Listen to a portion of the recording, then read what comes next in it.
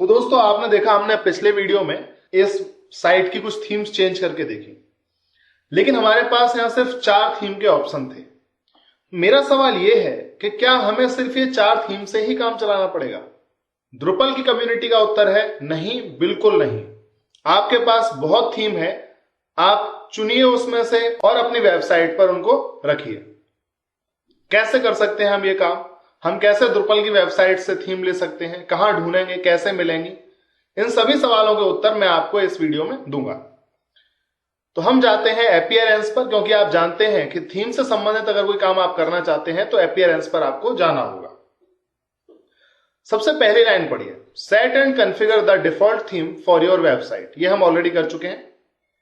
यहां पर जो थीम अवेलेबल है उनके अलावा अल्टरनेटिव थीम्स आर अवेलेबल, और थीम्स पर अगर आप जाएंगे तो आपको लिंक दिया हुआ है। राइट क्लिक करते हैं इस लिंक पर और न्यू टैब में ओपन कर लेते हैं।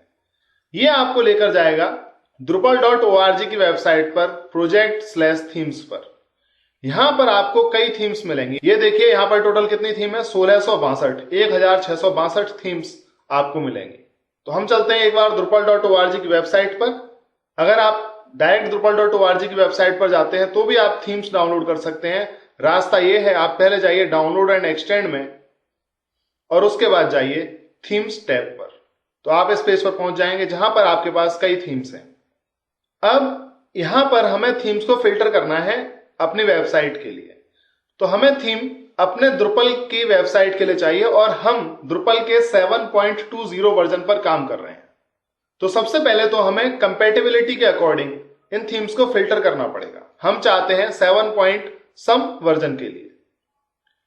फिल्टर करते हैं और सर्च पर क्लिक कर दीजिए। इस तरह अब सिर्फ वही थीम आएंगी जो आप Drupal 7 की वेबसाइट्स पर इंस्टॉल कर सकते हैं। तो टोटल 440 थीम्स हैं जो Drupal 7 वेबसाइट पर इंस्टॉल की जा सकती हैं। ये जो थीम्स हैं ये मोस्ट इंस्टॉल्ड के अकॉर्डिंग सॉर्ट है, यानी कि जैन थीम वो थीम है जो सबसे ज्यादा इंस्टॉल की गई है। उसके बाद नीचे आएंगे तो ओमेगा वो थीम है जो सबसे ज्यादा इंस्टॉल की गई है जैन के बाद। इस तरह एडेप्टिव थीम 3rd नंबर पर सबसे ज्यादा इंस्टॉल की जाने वाली थीम है। तो द्रुपल में टोटल 2 तरह की थीम्स होती हैं। एक तो होती है थीम और एक होती है सब थीम। जो थीम होती है वो अपने आप में कंप्लीट होती है, उसे आप अपनी वेबसाइट पर इंस्टॉल करके कॉन्फ़िगर करेंगे तो काम हो जाता है। लेकिन जो सब थीम होती है वो मेन थीम पर डिपेंडेंट होती है। तो अगर आप किसी सब थीम को इंस्टॉल करना चाहते हैं तो उसके पहले आपको उसकी पेरेंट थीम को इनेबल करना पड़ता है। तो हम सबसे पहले देखते हैं कि ये जैन नाम से एक थीम है। इस पेज पर, इस थीम पेज पर आपको इस तरह पहले तो नाम दिखाई देगा थीम का। अगर इस थीम की कुछ इमेजेस हैं तो वो आपको इस जगह पर दिखाई देंगी। इसके अलावा इस थीम के बारे में थोड़ा डिस्क्रिप्शन दिखाई देगा। लेकिन ये एक छोटा रूप है थीम के डिस्क्रिप्शन को देखने का। अगर आप पूरी तरह से देखना चाहते हैं तो इस पर क्लिक कर दीजिए, यानी कि थीम के नाम पर क्लिक करने के बाद आप थीम के पेज पर पहुंच जाएंगे और यहां पर आपको कंप्लीट डिस्क्रिप्शन मिल जाएगा। तो यहां इस थीम का डिस्क्रिप्शन दिया है, तो आप पढ़ना चाहते हैं तो इसको पढ़ सकते हैं। देखिए पूरा डिस्क्रिप्शन दिया हुआ है इस थीम के बारे में और सबसे आखिर में यहां पर डाउनलोड के लिए लिंक दिए हुए हैं। यह लिंक ठीक वैसे ही है जिस तरह से हमने द्रुपल को डाउनलोड किया था, अगर आपको याद हो तो मैं जैन थीम को इंस्टॉल नहीं करना चाहता हूं। बैक करता हूं और हम किसी और थीम की बात करेंगे। ओमेगा एडेप्टिव थीम छोड़ देते हैं, आगे चलते हैं। फ्यूजन थीम को भी छोड़ देते हैं, मैरिनेली भी छोड़ देते हैं। दनलैंड, देखिए ये मैरिनेली जो थीम है ये इस तरह की दिखाई देगी। अगर आपको ये थीम अच्छी लगती है तो आप इसे ले सकते हैं। किसी थीम को किस तरह से डाउनलोड किया जाएगा ये मैं आपको थोड़ी देर में बताऊंगा। फिलहाल मैं आपको ये बता देता हूं कि किस तरह से आप इस थीम सेक्शन को ब्राउज कर सकते हैं द्रुपल की वेबसाइट पर। नीचे दनलैंड थीम है, ये इस तरह से दिखाई देगी। कॉर्पोरेट क्लीन इस तरह से दिखाई देगी। ऐसा भी संभव है कि किसी थीम में उसका स्क्रीनशॉट ना दिया हो, तो देखिए यहां पर कोई भी स्क्रीनशॉट नहीं दिया है। ब्लू मास्टर्स इस तरह से दिखाई देगी। रूबिक थीम का भी नहीं दिया है। पिक्चर रिलोडेड इस तरह से दिखाई देगी। बिजनेस थीम इस तरह से दिखाई देगी। कोरोला थीम इस तरह दिखाई देगी। एक्वा मारिना इस तरह दिखाई देगी। तो इस तरह से सभी थीम्स यहां पर दी हुई हैं।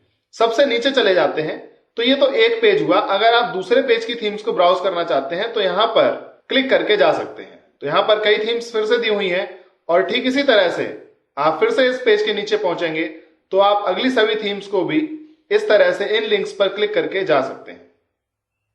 फिलहाल हमको एक थीम का चुनाव करना है जिससे कि हम उसे अपनी वेबसाइट में इंस्टॉल कर सकें। तो मैं चुनता हूं 0 पॉइंट थीम को। नीचे आते जाइए, यहां पर हम इसको भी चुन सकते हैं। तो एक बार इसको राइट क्लिक करके ओपन कर लेते हैं न्यू टैब में।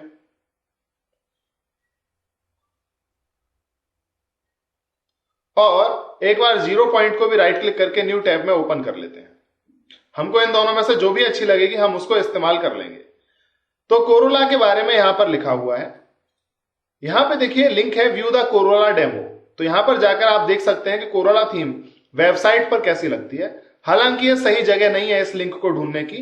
अगर आप ये देखना चाहते हैं कि कोई थीम वेबसाइट पर कैसी लगेगी तो आप यहां पर जाइए रिसोर्सेज में। रिसोर्सेज में आपको एक लिंक मिलेगा, ट्राई आउट आवर डेमोन्स्ट्रेशन। यहां पर आप क्लिक कर सकते हैं और क्लिक करने के बाद आपको उस थीम का डेमोन्स्ट्रेशन दिखाया जाएगा। तो देखिए कोरोला थीम इस तरह से दिखाई देती है।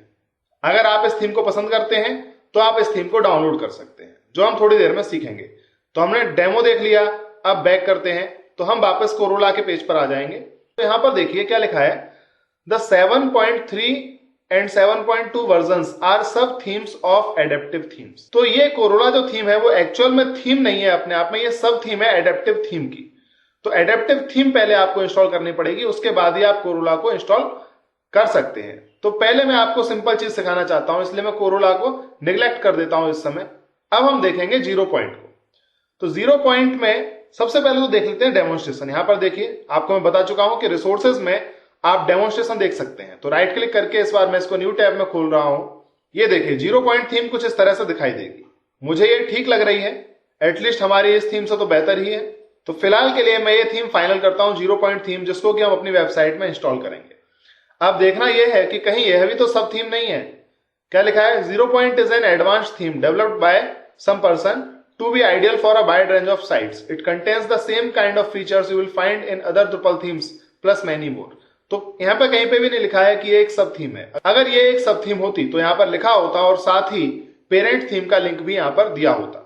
याद रखिए, जब भी आप किसी थीम के बारे में पूरी जानकारी चाहते हैं तो इसको आप अच्छी तरह से पढ़ें डिस्क्रिप्शन को और डेमोन्स्ट्रेशन देख लें। अगर आप डेमोन्स्ट्रेशन से सेटिस्फाइड हैं सिर्फ तभी आप इस थीम को इंस्टॉल करें। अब जबकि हमने डिसाइड कर लिया है कि हम इस थीम को अपनी Drupal वेबसाइट में इस्तेमाल करेंगे, तो हमें इस थीम के सोर्स कोड को डाउनलोड करना होगा।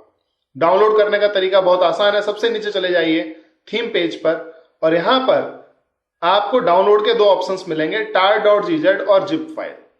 हम Drupal के 7 वर्जन में काम कर रहे हैं, इसलिए हमको 7 वर्जन को ही डाउनलोड करना होगा। अगर आप 6 वर्जन को डाउनलोड करते हैं तो वह आपकी Drupal वेबसाइट में इंस्टॉल नहीं होगा।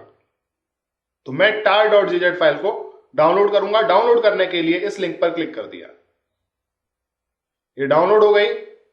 तो ये तो हमने एक थीम चूज की, मिनिमाइज किया इस विंडो को। अब जैसा कि आप जानते ही हैं ये किस फॉर्म में है, ये कंप्रेस्ड फॉर्म में है, तो मुझे इसे एक्सट्रैक्ट करना पड़ेगा। तो मैं इसे एक्सट्रैक्ट कर लेता हूं।